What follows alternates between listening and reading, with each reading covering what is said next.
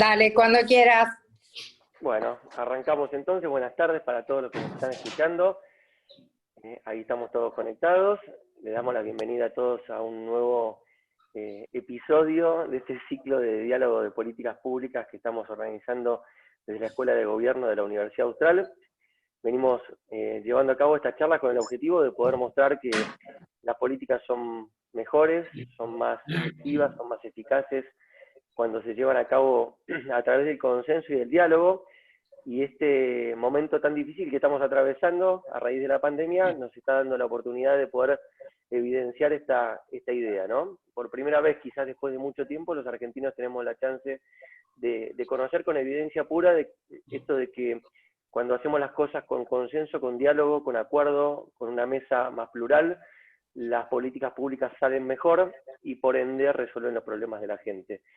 El día lunes tuvimos una primera charla muy interesante sobre acuerdos y consensos con Fernando Trafase y con Juan Manuel Abal Medina. Ayer fue un día muy interesante también, un día de políticas públicas aplicadas al ámbito social, y tuvimos la suerte de hablar con dos ministros de Desarrollo Social, como lo son Daniel Arroyo y María Migliore. Y hoy es un día súper importante porque creo que vamos a hablar de uno de los pilares que tiene que ver con la historia de un país, es la educación.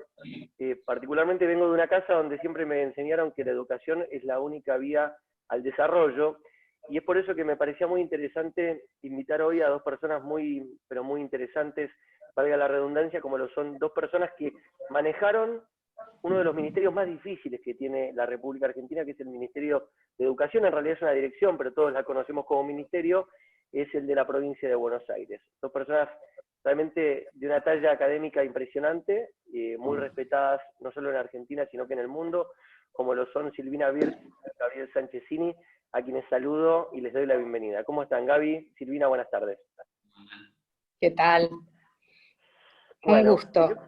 Un placer de verdad tenerlos acá, y hay mucha gente que los quiere escuchar. La verdad que tenemos un montón de gente anotada, gente que ya está acá, y bueno, simplemente quiero arrancar dejando sobre la mesa una foto. Ayer empezamos con el tema de las fotos, y hoy la verdad que me gustaría arrancar con esta foto, que es una foto de ustedes dos trabajando juntos, ahí Gabriel siendo ministro de Educación de la provincia y Silvina estando a cargo de Educación en la Municipalidad de La Matanza, que es una provincia dentro de otra provincia.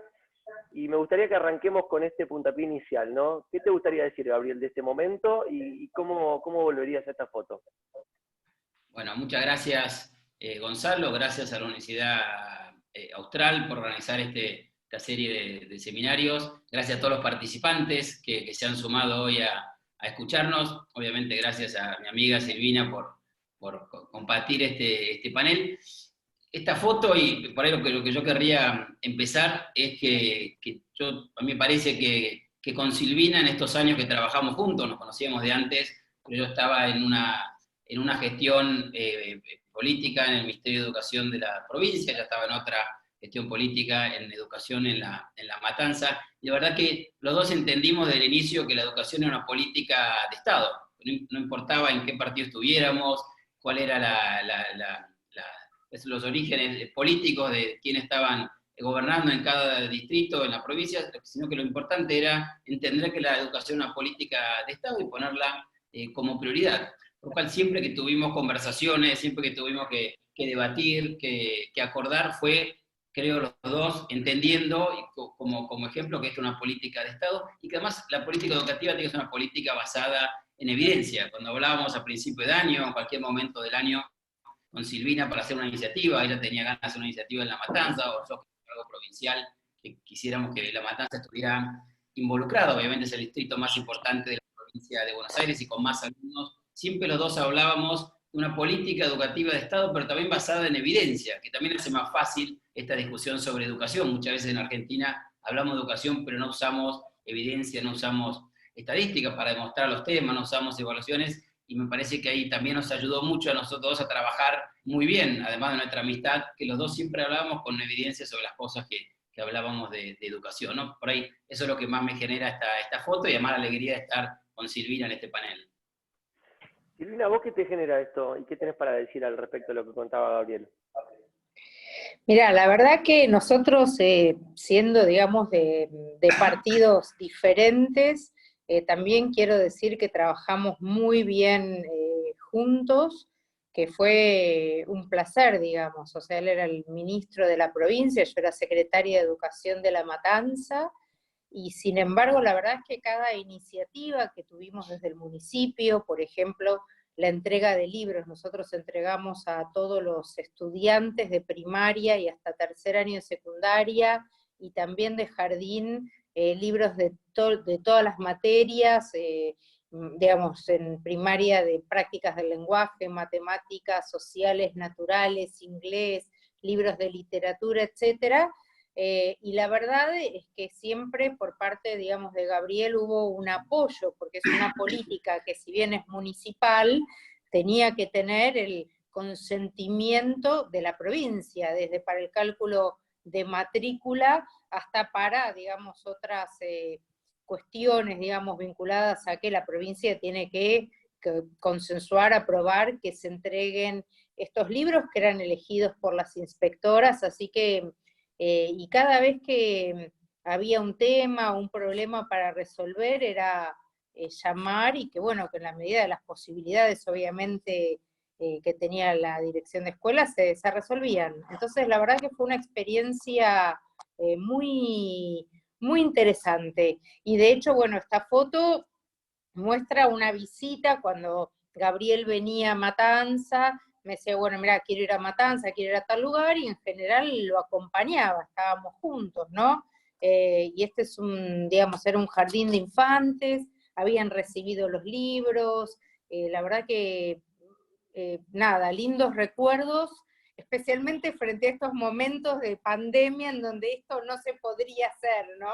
Esta foto no podría suceder hoy, pero, y digamos, aún con las diferencias que uno puede tener estando en partidos políticos diferentes, fue una gran oportunidad poder, digamos, ver cómo se privilegiaba la política de Estado, políticas de Estado por sobre, digamos, chicanas baratas, ¿no? Por decirlo de algún modo. Bueno, el título digamos, de este capítulo, de este ciclo, ¿no? Este capítulo educativo, tiene que ver con el impacto que está generando, ¿no? La pandemia sobre el ámbito educativo, que como todos vemos, con absoluta claridad, lo dice el presidente todo el tiempo, la educación seguramente va a ser el último eslabón del grifo que se va a abrir, y el desafío que esto le implica al sistema educativo de hacer este tipo de encuentros, ¿no? De compartir a través de una pantalla, digamos, ¿cómo creen ustedes que va a afectar esto? Digamos, un pibe o una piba de la provincia o de todo el país que tiene que ir a la escuela, ¿puede ser educado de otra manera que no sea presencial, o el impacto va a ser tremendo sobre la educación?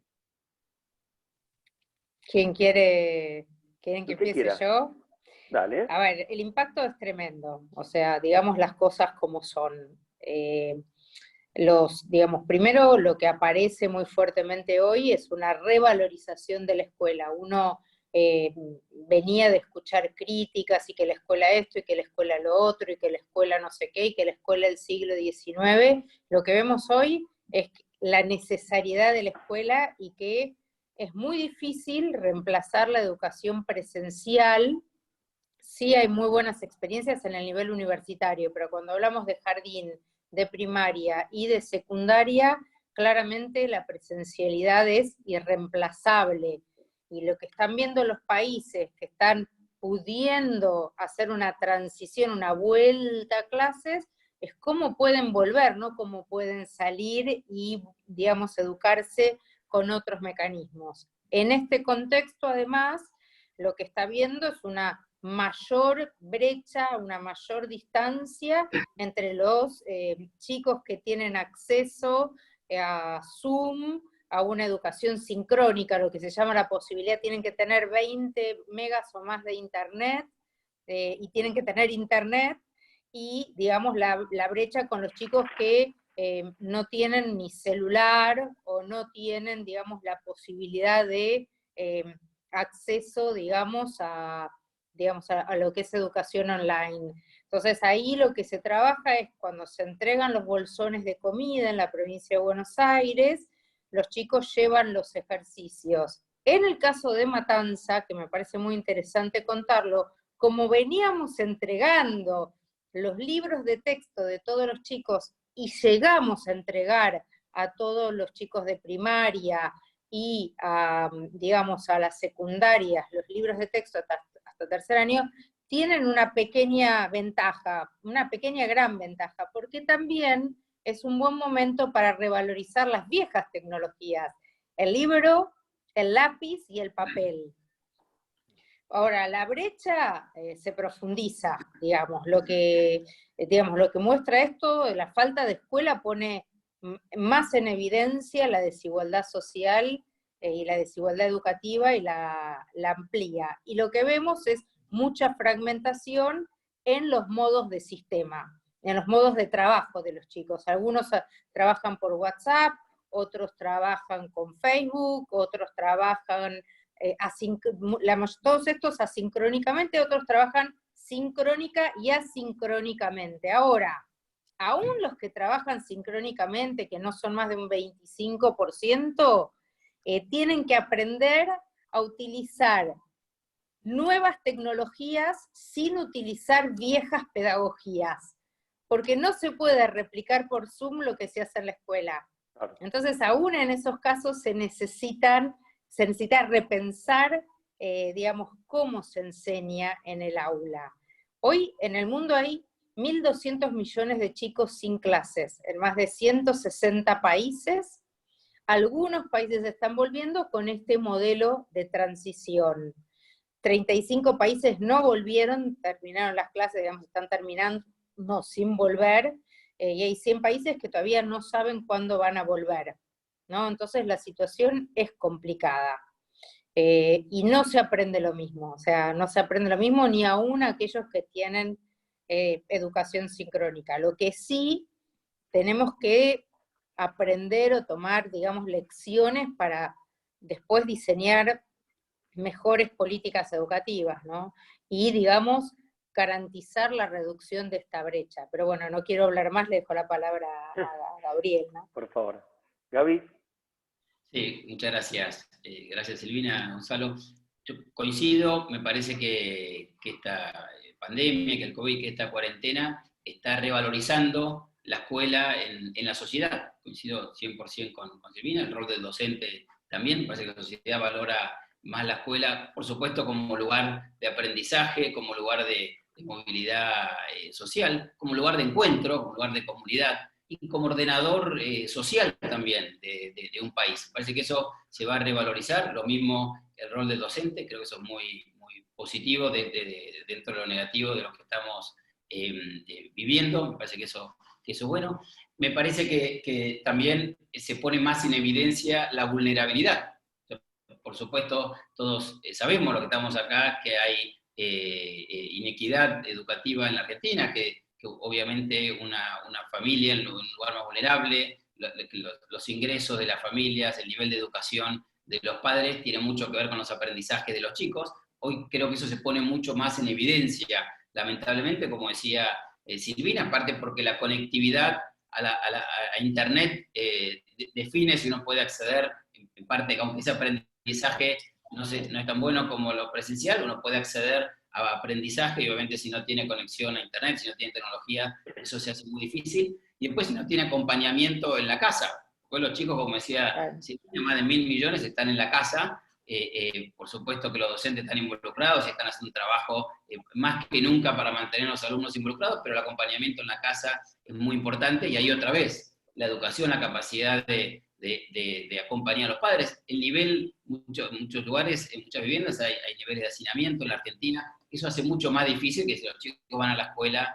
Entonces, la vulnerabilidad para mí se hace más evidente en esta situación. Por otro lado, pareciera que la virtualidad está para quedarse. Por supuesto, coincido con Silvina, que no reemplaza lo presencial. Ahora, esta cantidad de gente estudiando con materiales digitales, estudiando con diferentes tecnologías, también probablemente, sobre todo, si bien decía las universidades, por ahí eventualmente pase también a algunos niveles en otros niveles de educación, tal vez en la secundaria. Me parece que la virtualidad va a pasar, por ahí puede pasar más en todo lo que es capacitación docente, que en muchos lugares ya venía pasando, y lo hablamos varias veces con Silvina en los años anteriores. Entonces me parece que todo el uso de virtualidad y de tecnología, que en Argentina tampoco se usaba tanto en las universidades, no había tantas universidades que tenían materias enteras online. Me parece que eso va a generar un cambio, y probablemente si se maneja bien y se combina bien con la presencialidad, sobre todo a los niveles más altos, puede ser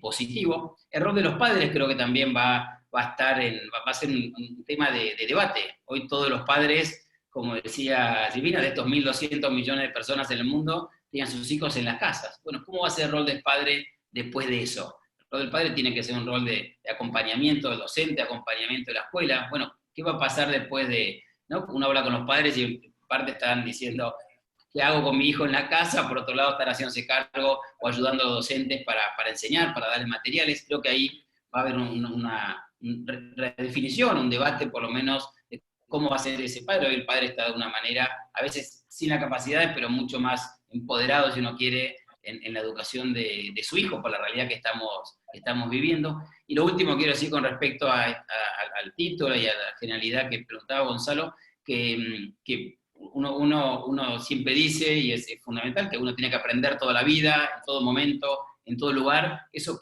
hoy queda más evidente, digamos, ¿no? Obviamente que tiene que ver también con el acceso a la tecnología, pero pareciera que hoy uno puede aprender, siempre pudimos, pero hoy esto me parece que lo hace más evidente, que si también lo debatimos bien puede también ser positivo, y la escuela tiene un rol también ahí de enseñar a todos los alumnos a aprender toda la vida, ¿no? Bueno, hay mucha gente que ya está preguntándoles cosas. Me parece bueno ir combinando las preguntas con las que yo tenía notas. A ver, primero, retomar un tema. Hoy, de hecho, la Cámara de Diputados aprobó con media sanción un proyecto de ley para incorporar a la Ley de Educación esta cuestión de la virtualidad, ¿no? El tema de la educación remota, como para que no deje de ser algo solo de la buena voluntad y el voluntarismo, y que pase a ser una cuestión con marco legal. Al mismo tiempo, por ejemplo, a ver, tomo la pregunta de Gastón Kelly, que es uno de los alumnos de la maestría en políticas públicas, que plantea si esto no implica repensar el rol que la educación tiene, más allá de cómo se enseña en la sociedad misma, digamos, ¿no? Y si realmente no hay una educación anticuada, digamos, que no genera sincronización con el mundo en el que vivimos, ¿no? Si no nos estamos dando cuenta ahora que estamos en un momento muy crítico, Silvina. Mira, sí, a ver, yo lo que creo es que tanto para esta coyuntura, porque, digamos, muchos docentes dicen, bueno, ¿qué hago ahora? ¿Qué puedo enseñar ahora? Entonces yo siempre digo, bueno, lo primero que hay que hacer es seleccionar contenidos. ¿Cómo se seleccionan los contenidos? Porque no se puede enseñar lo mismo que cuando se está en clase y en la escuela. Entonces, los contenidos que se enseñan tienen que ver primero en la coyuntura con lo que se puede, con lo que se tiene. O sea, si tenés lápiz y papel, trabajarás dándole al chico, digamos, posibilidades de que escriba cuentos, de que escriba informes, de que haga, si tenés libros, trabajarás con los libros, si tenés WhatsApp, etc. Acá hay ahora, ¿seleccionando qué? Seleccionando 4, digamos, alfabetizaciones, ¿no? La alfabetización matemática, la alfabetización científica, la comprensión lectora, alfabetización, digamos, lectora y comprensión de textos, y producción de textos también, y la alfabetización digital. Acá hay un tema interesante, porque nosotros, digamos, en la escuela hoy no tenemos incluido el tema de alfabetización digital en serio. ¿Qué significa? Significa que los chicos entiendan, porque muchos dicen, este concepto de nativo digital es un concepto que está siendo cuestionado por los especialistas, porque los chicos lo que tienen, y los estudiantes en general, los jóvenes, es un mejor manejo instrumental de la tecnología. Pero eso no te hace un consumidor inteligente de tecnología, te hace digamos, te da mayor capacidad de poder instalar una tele, o de prender una computadora, o de manejar un programa. Ahora, después los chicos tienen que saber qué significa traquear información, qué pasa que cuando alguien pone en Google, en el buscador aparece una información en la primera página, y después otra en la página 100, cómo se elige esa información que seleccionan los buscadores, por qué cuando alguien quiere comprar algo, al día siguiente le aparecen 500 publicidades, cómo se produce, qué significa tecnología de código abierto, qué diferencia hay entre una y otra tecnología, no para ni demonizar, ni hacer nada, pero sí para entender y para poder producir, que los chicos aprendan a programar, porque si no además la brecha también es muy fuerte entre países, entre los países que desarrollan las nuevas tecnologías y los que consumen las nuevas tecnologías. Y ahí como país, como sociedad, me parece que nosotros tenemos que querer ser un país desarrollador de nuevas tecnologías. Y de hecho acá hay empresas que lo hacen y lo hacen muy bien.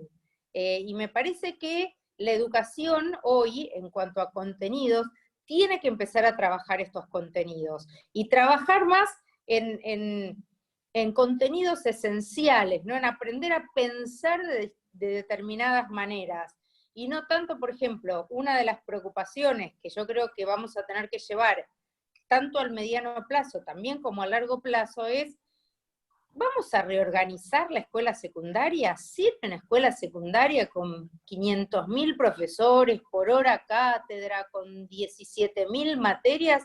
¿No será mejor armar áreas de conocimiento y trabajar profundamente algunos contenidos? Y me parece que son todos temas que, bueno, arrastrados un poco por la pandemia, va a haber que poner en el mediano y largo plazo sobre la mesa, ¿no? Para discutir seriamente.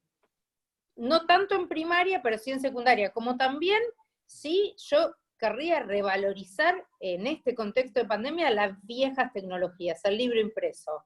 Historiadores como Roger Chartier o Anne-Marie Chartier, digamos, trabajan sobre la importancia y los conocimientos que se pueden aprender diferentes del libro impreso que del libro digital o, digamos, de una búsqueda en internet. Y la necesidad de, digamos, de tener libro impreso y que no sea A o B, o nuevas tecnologías o viejas tecnologías, sino que haya una complementariedad entre ambas.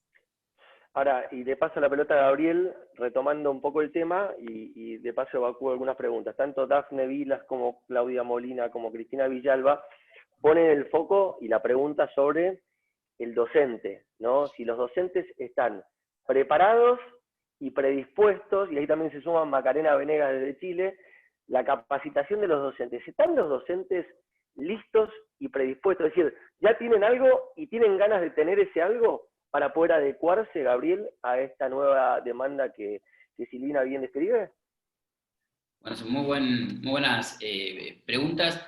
Quiero retomar un minuto, y ahora voy a eso sobre la ley, que tiene una decisión que hablamos. Me parece muy bueno que demos este debate en la Argentina, un debate que obviamente la cuarentena nos llevó a forzarlo, pero que las tecnologías vienen hace mucho tiempo en el mundo entrando en educación, así que me parece muy bueno, y un debate que tiene que llevarnos a ver cuál es el rol de las tecnologías, y dentro de esta educación digital que estamos viviendo ahora, educación virtual, cómo van a ser las formas de evaluar, las formas de acreditar, la forma de pasar de un nivel a otro. Me parece que también tenemos que darnos esos debates, que hoy lo estamos dando, porque están todos los chicos aprendiendo de esa manera, pero me parece que es bueno también de lo legislativo que nos demos ese debate. Con respecto al rol docente, por supuesto es tan importante como siempre. Lo más importante en los aprendizajes es el docente, obviamente, en la presencialidad y en la virtualidad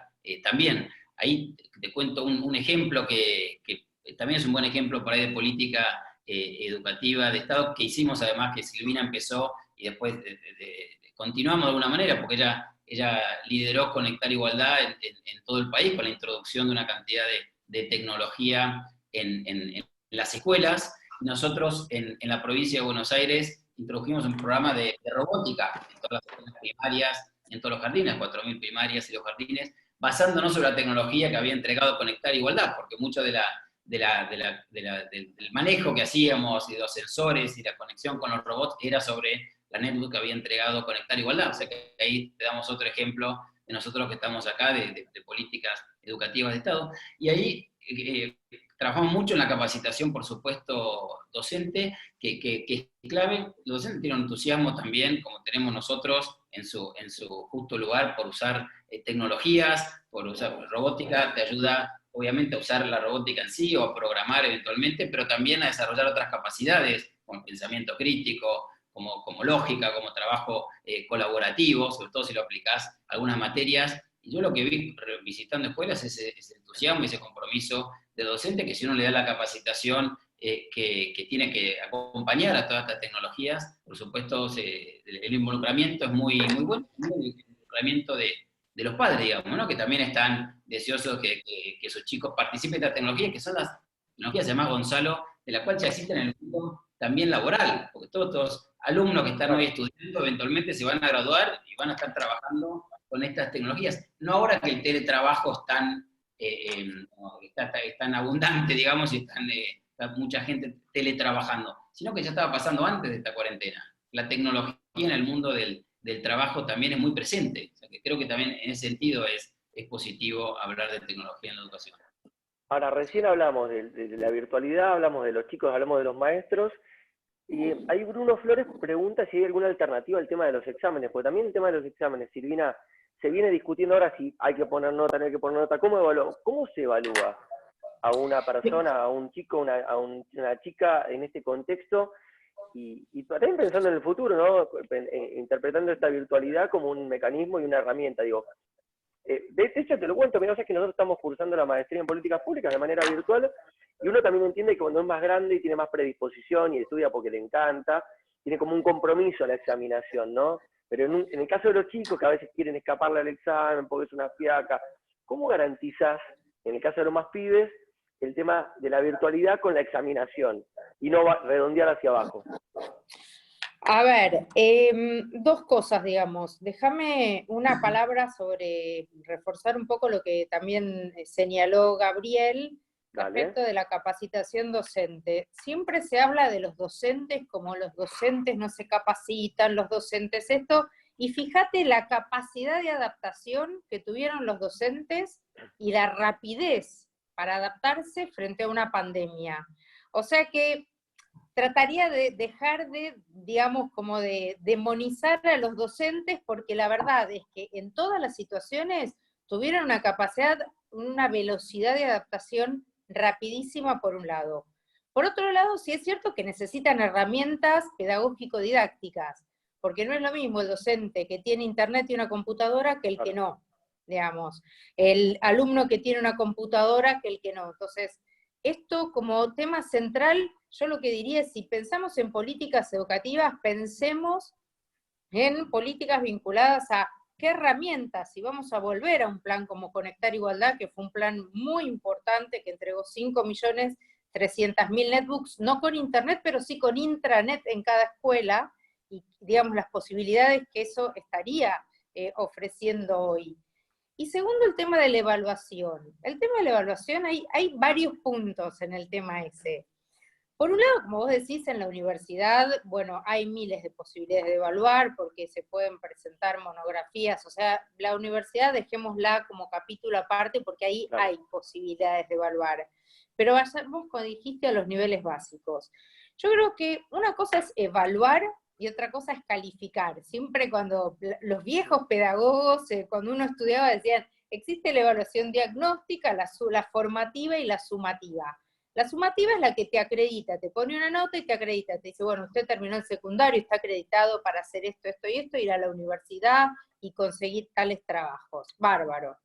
Te pone una nota para decir que pasaste de año, te pone una nota. Ahora, lo que importa acá es mirar la evaluación formativa. Y la evaluación formativa forma parte, digamos, perdón la redundancia, pero la formativa forma parte de lo que todo el día hacemos cotidianamente. O sea, cuando nosotros estamos dando la charla, todos los que nos están escuchando nos están evaluando. Probablemente algunos después nos manden algún comentario. Entre vos y nosotros, después va a haber algún diálogo y nos evaluamos. Y esa evaluación formativa es la que hay que rescatar hoy en esta coyuntura. ¿Por qué? Porque hoy hay mucha angustia en la sociedad, hay una situación muy compleja Entonces la educación puede acompañar y puede valorar las producciones de lo que los chicos pueden hacer. Por ejemplo, el caso del que salió creo que en Infobae, un chico que no tenía lápiz ni papel y había hecho para artística un dinosaurio con barro y agua. Bueno, ese chico lo tenés que evaluar bien, porque lo que vale, lo que hay que mirar es el esfuerzo y hay que valorar los logros y en lo que no se logra mirarlo como desafío, como bueno, como desafío vamos a reforzar este contenido, porque es el mejor modo para aprender, porque lo que necesitamos es que los chicos aprendan. Y acá, digamos, esto se relaciona con viejos temas, como si vale la pena repetir, no repetir. Yo creo que la evaluación formativa es la más interesante cuando queremos que todos los chicos aprendan contenidos significativos. Y siempre, obviamente, el refuerzo positivo y la posibilidad, digamos, la posibilidad de trabajar sobre desafíos en vez de marcarlo como errores o marcar el error por el desafío, creo que es lo que nos va a permitir, digamos, trabajar mejor en la escuela del futuro y en la escuela en lo que se está aprendiendo hoy. Ahí está la foto del chico con el dinosaurio. Entonces yo creo que estas son las cosas que hay que valorar. Porque, ¿qué puede hacer ese chico? No tiene internet, ¿no? Porque además, para poder hacer clases sincrónicas, vos necesitas internet y una computadora o un dispositivo que te permita trabajar. De hecho, el caso es recién cuando empezamos la charla, se me cayó el wifi, agarré el celular y estoy con 4G. Pero lo pude hacer porque tenía todas esas herramientas a mano. Pero ¿qué pasa cuando esas herramientas no están? Entonces, ¿y cómo se evalúa? ¿Qué vamos a evaluar? Que un chico sí tiene Zoom y libros y el otro no. ¿Cómo compara? ¿Y cómo ponemos 7 u 8? ¿Qué sentido tendría en este contexto? Por supuesto que después, cuando haya periodos de transición y cuando se vuelva a clase y con criterios inteligentes, se va a volver a hacer una evaluación sumativa, pero me parece que ahora no tiene sentido, cuando lo que se trata es de poder acompañar en una situación donde los chicos están mal emocionalmente, las familias están sin trabajo. Internet, por ejemplo, en el mundo entero, a Internet accede solo el 57% de los estudiantes, y la mitad de este 57% tiene más de 20 megas. Entonces, la posibilidad de estas clases sincrónicas es realmente limitada, ¿no? Así que me parece que en términos de evaluación para los niveles básicos, y que tampoco tiene sentido volver a hacerles hacer el año, que sí lo que hay que pensar, y vuelvo al tema, selección de contenidos para el año que viene o para cuando se retomen las clases. Y tratar de, desde el Estado, obviamente, ampliar, digamos, seguir trabajando para, digamos, que Internet llegue a más hogares, llegue a las escuelas, en fin, y también volver a programas que provean del dispositivo, por ejemplo, la netbook o una computadora. A mí en general me gusta siempre hablar más de computadora o netbook porque la capacidad de producir con teclado es mayor que sin teclado, ¿no? La producción escrita es muy importante, bueno, se le pueden agregar, podrá ser una tablet con teclado, pero no quisiera despreciar el tema del teclado en cuanto a nuevas tecnologías. Gaby, ahora para seguir con el tema y de paso evacuar preguntas, de traslado a la pregunta que tiene que ver con esto, de Gabriela Musara, que lo que plantea es, a ver, ¿qué decisión hubieses tomado vos, si, digamos, de ser ministro todavía, sobre extender o postergar el curso lectivo, alargarlo un poco más, esto que se decía con un mes de vacaciones en enero y después continuar, y si realmente pasaría por tu cabeza dar el año por perdido? Bueno, gracias. Volviendo un minuto a lo que ahora contesto, volviendo a lo que decía Silvina, me parece que como país nos debemos el entender que la conectividad a Internet hoy es un recurso básico, estratégico, como es la electricidad, y como país nos debemos invertir en eso. Tenemos que seguir trabajando como estados nacionales, provinciales, municipales, en que toda la Argentina esté conectada a Internet. Eso es parte, como decía Jaime Correa en un comentario recién, que también trabajó mucho, que era ministro de Educación de Mendoza, la parte de la agenda debería ser casi de presente, pero también de futuro, que esté toda la población argentina, sobre todo la población más vulnerable, conectada a Internet. Con respecto a qué haría, creo que en estas situaciones hay que trabajar en conjunto las 24 jurisdicciones. Hay que trabajar en el Consejo Federal de Educación, hay que trabajar con el Ministerio de Educación Nacional, como está haciendo hoy, me parece muy responsable todo el sistema educativo argentino. El Ministerio de Educación está liderando algunos temas que tienen que ver con los contenidos priorizados, como decía, prioritarios, como decía Silvina, con contenidos que se han priorizado en todas las provincias, que tiene que ver con hacer una evaluación formativa, pero no poner nota, digamos, no calificar en estos momentos, por las razones que daba muy bien. Si bien todo eso se fue acordando en el Consejo Federal de Educación, me parece que eso es muy importante, entendiendo que este momento no reemplaza a la presencialidad, pero también entendiendo que la virtualidad y la cantidad de contenidos digitales y la adaptación tan rápida que han hecho los docentes y el entusiasmo que muestran los docentes, yo hablo con muchos docentes y con muchos padres también durante la semana, también es un periodo que los chicos pueden seguir aprendiendo, que hay que reforzar a aquellas familias con mayor vulnerabilidad, con cuadernillos, con materiales impresos, digamos, en algunos casos hay que llegar, como están llegando en casi todas las jurisdicciones, también a entregar materiales impresos para reforzar esos momentos, reforzar a esas, para no se puede hacer en todos lados, pero aquellas familias más vulnerables con conectividad a Internet, con algunos chips que puede uno entregar con conectividad, con computadoras. También es importante, me parece, que las jurisdicciones, y el Gobierno Nacional lo está haciendo, entreguen más computadoras a las familias más vulnerables. Me parece que eso es fundamental. Y seguir ofreciendo también de manera online refuerzo y capacitación, acompañamiento a los docentes, ya sean las plataformas que existen plataformas dando vuelta. Por ahí lo que uno ve que lo que más hay es plataformas, pero también el armado de contenido, porque uno puede dar mucho de esa plataforma, pero después hay que armar un contenido, hay que darlo, hay que armar un video, hay que mantener la clase, como te pasa a vos en la universidad, entusiasmante. Hay que hacer el seguimiento de los alumnos, que muchas veces es difícil, que muchas veces no se sabe cómo es, y muchos docentes también, y lo vemos en diferentes jurisdicciones, están mostrando un compromiso y un involucramiento enorme, también con la distribución de comida. Pensá que la mayoría de las escuelas hoy de la Argentina se está distribuyendo, lo decía Silvina al principio, lo vemos en muchas jurisdicciones, se está distribuyendo comida también, digamos, ¿no? O sea que ahí también hay un contacto presencial que se puede aprovechar para reforzar sobre todo a las familias más vulnerables con materiales impresos y con otra conversación que se puede tener de manera presencial, con entregar también algunas ejercitaciones, tal vez, con esta comida que se entrega con diferente frecuencia en las diferentes jurisdicciones. Quiero traer acá a la charla el factor padres, ¿no? Y en dos sentidos lo quiero traer. El otro día, un camarógrafo, yo tengo todos los camarógrafos con los que trabajo, la mayoría son papás y hacen catarsis conmigo en esas horas de sesiones parlamentarias o en casa de gobierno, y el otro día uno me decía, me estoy volviendo loco. Y dice, los pibes vienen con cuestiones que yo no me acuerdo ni cómo era, me decían. Y lo más loco de todo es que vienen con teorías que son nuevas, que no son las que yo entendí cuando era chiquito, con lo cual tengo un doble laburo que es ayornarme y volver a estudiar. Punto 1, factor padre. Punto 2, el tema de que los padres hoy trabaja papá, trabaja mamá, la economía se va a abrir, los pibes van a tardar en volver a la escuela. Digo, ¿cómo trabajamos esas dos cuestiones? El tema de papá maestro y el tema de papá tengo que ir a trabajar y no tengo con quién dejar a mis hijos.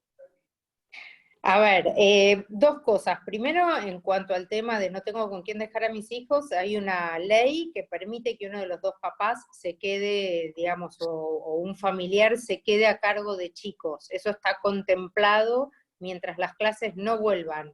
Entonces, para que ningún chico quede solo, obviamente. Hay una ley y se pide la licencia, y la licencia se da automáticamente, tanto en el sector público como en el sector privado. En cuanto a las tareas para padres, bueno, hay mucha diferencia, digamos, entre los padres que trabajan, digamos, los padres que mandan a sus hijos a escuelas privadas, que tienen Zoom y que muchas veces en las escuelas creen que la única tarea de los padres es acompañar a los chicos, y efectivamente hay una sobrecarga enorme, porque además los padres no son docentes. Cuando vos decías el ejemplo, no sé cómo enseñarlo, yo no quisiera comentar mi edad, igual está en internet, pero en mi época, claro, en mi época nosotros enseñábamos, yo soy maestra, además de doctora en educación, además de la publicación, soy maestra, bueno, enseñábamos y aprendíamos regla de 3 simple, bueno, y regla de 3 compuesta, no existe más. O sea, para todos aquellos que tienen más de 40, lamento decirles, no existe. Ahora se habla de proporcionalidad. Entonces, claro, los padres se encuentran con, lo que yo recomiendo primero es generar un consenso entre los padres y los maestros. Si los padres están saturados, hablen con los maestros y díganles, mira, estoy con este problema, no puedo llegar. El otro día una amiga me decía, llamé llorando a la maestra, y la maestra me dijo, te pido 1000 disculpas, no va a volver a pasar, voy a tratar de regular un poco más la tarea, porque estos casos se dan sobre todo en donde vos tenés en este 25% que tiene alta velocidad, sincronía, En los otros casos hay mucha presencia, digamos, de las mamás, y están, por ejemplo, no sé, el otro día, ayer entré en el Facebook de una escuela en Matanza, porque les pido acceso para ver cómo están enseñando, y me interesa cómo van aprendiendo, y una mamá le dice, bueno, van a entregar cuadernillos, porque la provincia entrega cuadernillos, van a entregar más cuadernillos, y la maestra le dice, mira, por ahora vamos a seguir trabajando así. Buenísimo, dijo, porque yo estoy enseñándole con los libros y los puedo seguir, dijo la mamá. Entonces también el libro te permite seguir contenidos. Y hay casos de padres que se encuentran con los docentes cada 15 días, cuando van a buscar el bolsón, como dijo Gabriel, y entregan la tarea y retiran tarea, y el otro día me enteré de un caso que la maestra deja la tarea en la panadería. Entonces los papás cuando van a comprar el pan se llevan la tarea y te dejan los cuadernos, y entonces, pero hay un montón de esfuerzo y creatividad atrás de todo esto, ¿no? De qué hacemos con lo que tenemos, qué podemos hacer con lo que tenemos. Pero para los padres siempre mi consejo es, hablen con los docentes. No hace falta que se vuelvan, y si no pueden enseñar, no enseñen. No se preocupen. El otro día una periodista también me dijo, en un programa de radio, me dice, no doy más, estoy desesperada, no doy más. Me dice, y no sé, y no quiere, le digo, no lo hagas. Decirle a la maestra que no lo puedes hacer, que tu hija no lo puede seguir. Y me dice, bueno, pero algo me gustaría enseñarle. Bueno, trabajar tema de la fake news, cómo se construye una noticia, temas que a una mamá periodista seguro que le va a interesar. ¿Cuáles son las fuentes? ¿Cómo se consiguen las fuentes? Etcétera, etcétera, ¿no? Y que son importantes hoy, que son contenidos que hay que saber, porque si no uno lee muy ingenuamente la realidad. Así que un poco eso. ¿Gaby? Sí, primero, volviendo a lo que decíamos antes de cómo se va a revalorizar la escuela, también se va a revalorizar porque es un ordenador social, digamos, ¿no? Es parte de cómo está ordenada la sociedad, cómo está ordenada el resto de la sociedad, de todo lo socioeconómico, está ordenado alrededor de la escuela, cuando empieza la escuela, cuando dejas a tus hijos en la escuela, cuando termina, entonces podés ir a trabajar. Entonces me parece que le vamos a dar más valor a la escuela por todo lo que ya sabemos que es muy buena, y también ahora nos damos cuenta cómo realmente nos ordenaba como sociedad, ¿no? Que nunca nos había pasado porque nunca habíamos estado todos en cuarentena, toda la Argentina o todo el mundo en cuarentena al mismo tiempo. Entonces me parece que ahí otra vez la escuela va a tener un valor nuevo y nos va a, me parece, nos pone más eso en evidencia. Con respecto a los padres, yo creo que va a haber creo que va a cambiar mucho el rol de los padres. Mira, en Ciudad de Buenos Aires, donde yo tengo ahora la oportunidad de trabajar en educación con Soledad Acuña y con Luis Bullrich, hicimos un call center, lo llamamos Comunidad Educativa Conectada para los padres, que no existía hace 90 días. Más de 100.000 padres llamaron de la Ciudad de Buenos Aires por diferentes razones, pero por necesitar una computadora que estamos entregando, por un tema de alimentación, o por un tema pedagógico, para que lo pudiéramos hacer acompañamiento. O sea que realmente un involucramiento de los padres es mucho mayor, por lo menos ahora está evidenciado, de lo que teníamos. Entonces cada vez que entregamos los bolsones de comida, que es cada 2 semanas, como decía Silvina con el ejemplo de la panadería, nosotros también incluimos tarea en esos bolsones. De hecho, en la última incluimos algunas ejercitaciones, así unas de matemática y lengua, también para complementar esa evaluación formativa que comentaba Silvina, que después pueden entregar en el próximo bolsón, que también fue muy bien recibida, porque los padres quieren saber cómo van, ¿no?, sus hijos accediendo a estos contenidos y viendo los contenidos, ya sea en cuadernillos o ya sean virtuales. Ves que los padres requieren mucha más contención que antes. Obviamente hay un tema de paciencia, ¿no?, de lo que dicen mucho en las conversaciones que tenemos, en las encuestas que tenemos. Ahora también ves a padres más involucrados, por necesidad, por obligación, pero van a ser padres que probablemente van a ser mejores acompañantes de los docentes más adelante, porque van a haber aprendido más de educación, porque se han visto obligados a ver cómo está la tarea, cómo funciona, cómo acceden a los contenidos.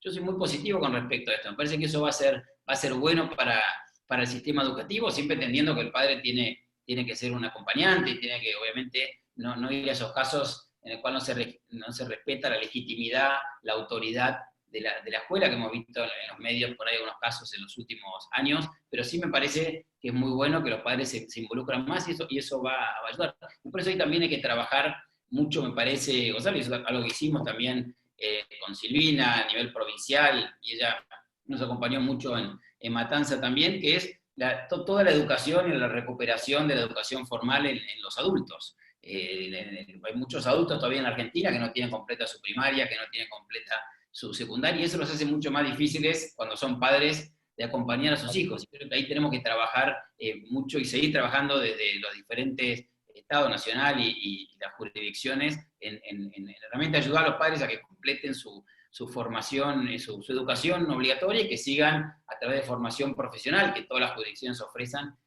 siguen capacitándose y generando habilidades no solo para trabajar y que le vaya mejor el trabajo, sino también para ser mejores padres y acompañantes de sus hijos. Ahora, traigo la pregunta de Diana Ginca, que me parece buena, y la de Marcelo Molina, para combinar las dos. Diana pregunta, bueno, ¿cómo motivar a los pibes también? Porque yo un momento que me imagino que deben... yo a veces la escucho a mi sobrinita, que yo vivo en un complejo, y mi sobrina vive con su papá ahí cerquita de donde vivo yo, y pobrecita siempre me dice que quiere volver al cole, ¿no? Entonces mi prima, la mamá, le dice, me pregunta siempre cómo, y pues lo que me cuesta mantenerla motivada, porque extraña el cole.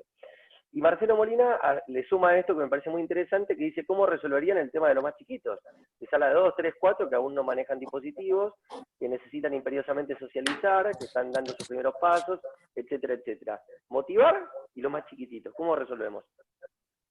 A ver, hay dos temas, y después quiero señalar uno. Vos dijiste, quiero volver a la escuela, que tu sobrino dijo, quiero volver a la escuela.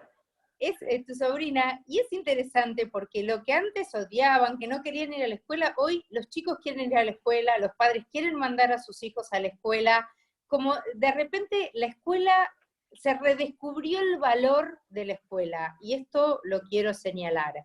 En el caso de los más chiquitos va a ser más difícil, va a tardar más la vuelta.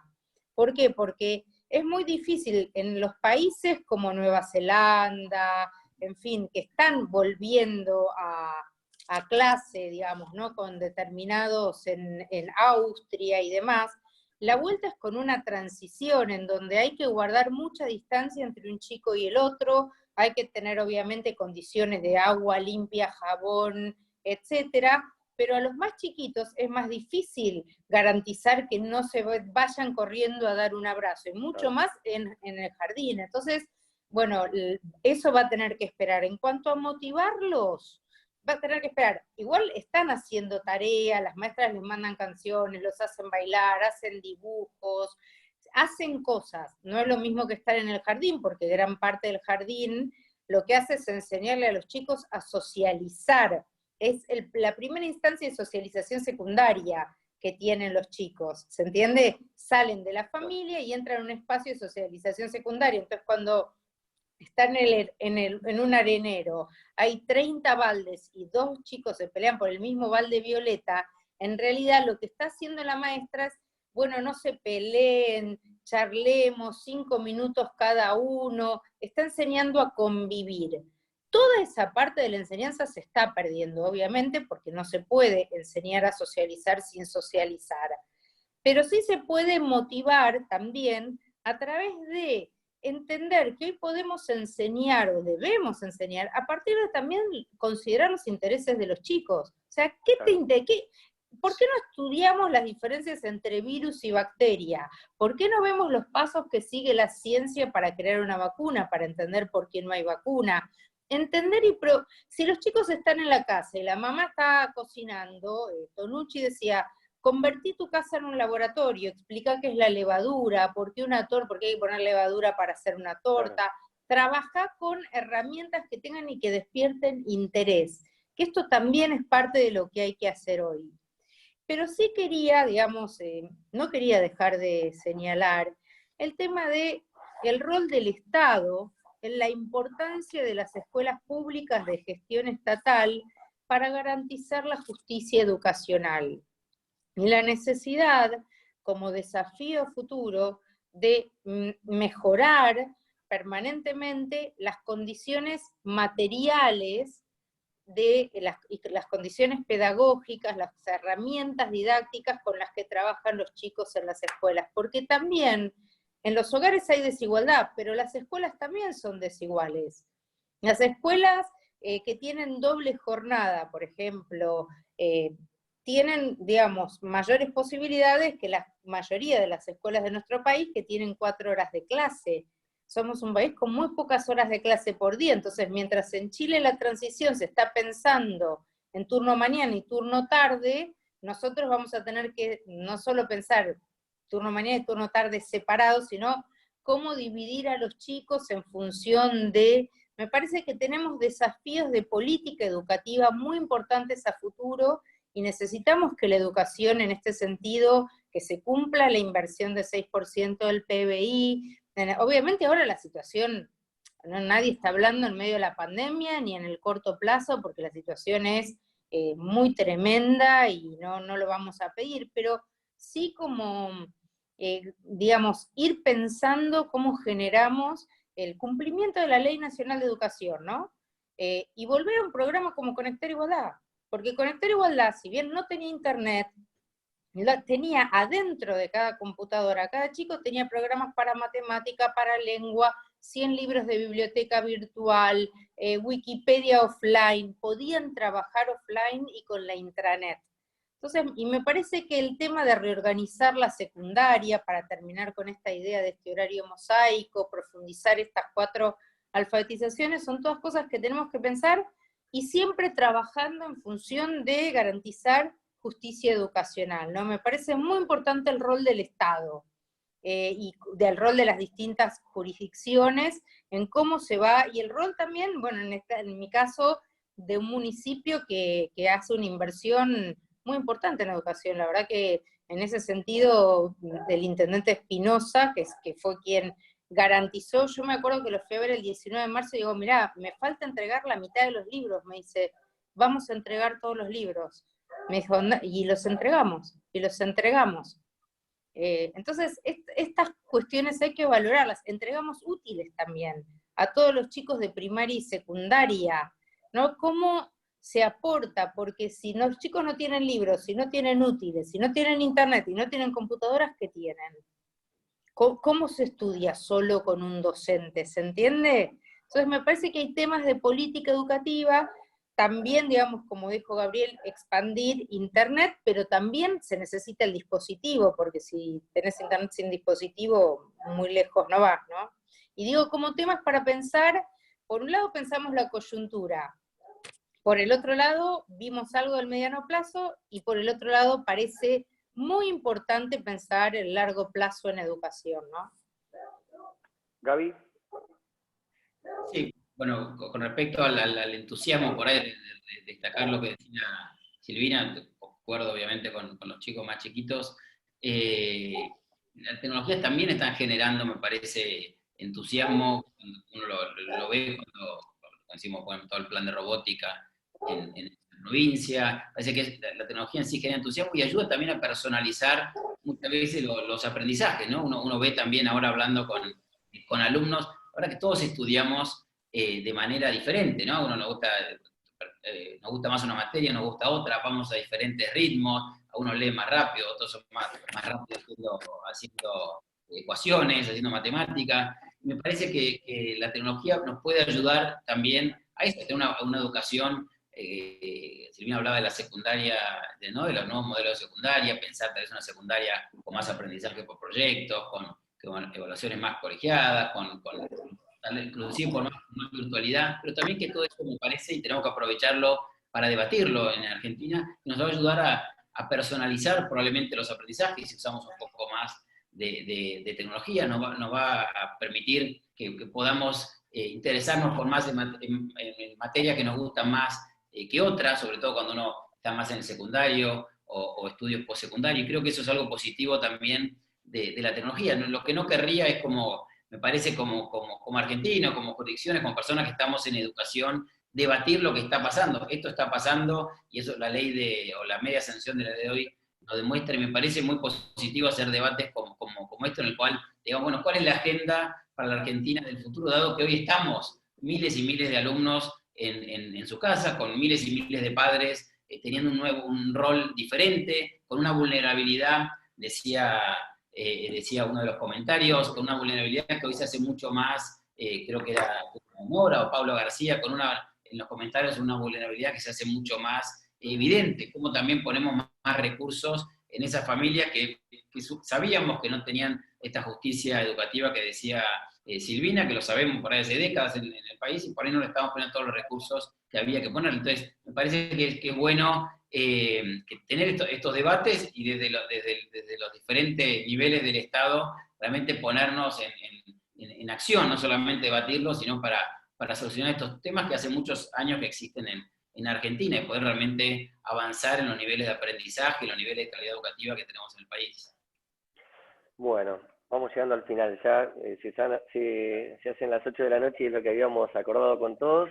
La verdad que fue un placer habernos escuchado, Silvina, Gabriel, y se va preparando Celina Cantú, como hacemos habitualmente, para el cierre de la conferencia. Celina es la directora de la Maestría en Políticas Públicas de la Escuela de Gobierno. En lo personal, agradecerles a los dos. Siento profunda admiración por ambos, y la verdad es que si algo que queríamos hacer cuando elegimos este tópico, entre todos los que elegimos, fue destacar a la educación y al combate de la pobreza como dos ejes fundamentales para que este país se encamine tarde o temprano hacia el camino del desarrollo, ¿no? Antes de pasar a Celina, recordarles que el próximo miércoles seguimos con este ciclo de diálogos. Va a ser el momento de hablar de economía, van a estar acá Martín Redrado y José Urtubey, sobre todo para dar un enfoque industrial a esto, entendiendo que la producción también es motor de salida de la crisis. El día jueves tenemos también un panel de lujo con Antonio Sola y Pablo Nopov, dos grandes estrategas políticos para pensar el escenario que se viene, y el cierre de este ciclo de debates con la importancia y el rol que tienen las ciudades en el desarrollo de las políticas públicas. Desde Buenos Aires, Horacio Rodríguez Larreta; desde Rosario, Pablo Hapkin; y desde Córdoba, Martín Yarlora. Así que, por mi parte, les mando un abrazo grande a los dos. Al resto lo vemos mañana, y Celina, el cierre es tuyo. Gracias por la invitación. Gonzalo. Al contrario, Silvina, Gabriel, muchas gracias a ustedes. Sabemos que son tiempos difíciles para todas las agendas, y contar con ustedes siempre es un placer, escucharlos con la formación, con la experiencia en gestión que tienen, así es que al contrario, gracias a ustedes. Todos sabemos la importancia que tiene la educación como llave, ¿no?, para resolver muchos de los desafíos que tiene Argentina, como decía recién Gonzalo, en términos de desigualdad, de empleo, de desarrollo.